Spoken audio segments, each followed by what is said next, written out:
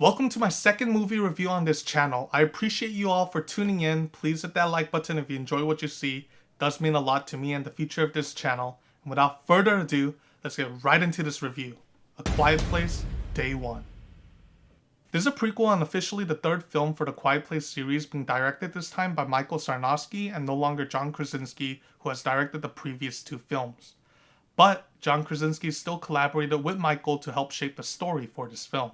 Through the trailer, you get a pretty good impression that the prequel will play similarly like the previous two films tone-wise, but this is where things get interesting, because it goes in a different direction than what the trailer will make you believe. The horror aspects are significantly toned down compared to the other two films. The tense scenarios with the aliens the story takes you through felt more predictable and less intimidating, but that also felt intentional, especially with the route the story goes and the dilemma the main character faces in her life, which I won't spoil, so I'm leaving it vague here. This film explores more of the main character's journey rather than the mystery of these aliens and the survival horror aspects of it. Basically, if you're looking to watch this film for the intense horror moments with the aliens, this film is going to end up being a massive disappointment to you, and it won't have the same oomph as the other films in this series had, guaranteed. So yeah, I myself was a tad bit bummed out by the end of the screening, with this not being as nearly scary or intense. But does that make this a bad film? Not entirely. I enjoyed the main character's progression in the story, and I thought the conclusion to her journey was satisfying to witness. But I do think all the side characters in this film are pretty lackluster. There's a major gripe I had with the main side character. It has to do with the way he's initially introduced.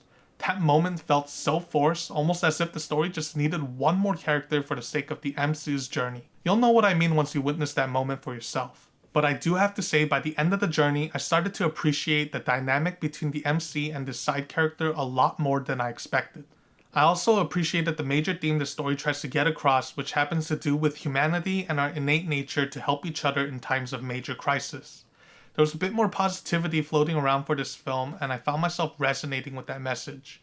Horror and positivity is something that at first glance doesn't seem like it would work well together, but I thought this film did a pretty good job in fusing the two. In conclusion, my final score for this film is a 7 out of 10. The film plays it safe, the premise is incredibly simple, it doesn't really do much to enhance the Quiet Place series to the next level in any way, nor did I expect it to. Lupita did a wonderful job as the lead role. Now, was this film necessary for the series? Probably not, but after having watched the film, I didn't mind it because it definitely wasn't garbage. Anyways, thanks for checking out this review. I'm looking forward to doing a review on a weekly basis, so stay tuned because there's a lot more content to come, and I'll see you soon. Peace.